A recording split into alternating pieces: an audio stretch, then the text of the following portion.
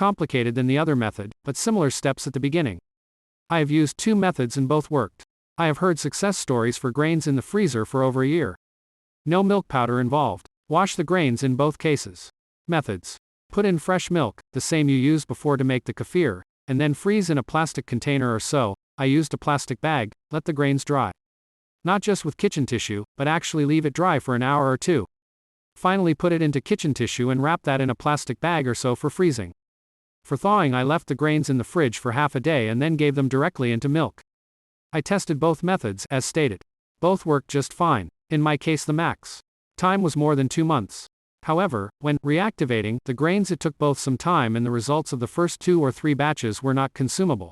Well, I guess they were, but just not pleasurable as kefir proper. One method for storing kefir grains for periods of up to 2 months is by freezing spare grains. To freeze effectively, wash the grains with pre-boiled cooled water. Pat dry the grains between pre-ironed cooled white toweling to remove excess moisture. Place the grains in a jar or in a plastic bag, seal and put in the freezer. With milk grains, first add some dry milk powder, DMP, adding enough to completely cover the grains with the DMP, seal jar or bag and then freeze. DMP is mixed with the milk kefir grains as a cryoprotectant agent to prevent freezer burn. Although I've found that kefir grains are viable for up to 1 year with this method, this length of time may completely remove the yeast component found in healthy kefir grains, if frozen for longer than 2 months, but not specifically. Because of this potential, freezing kefir grains as explained above, is best performed for a period of no longer than 2 months.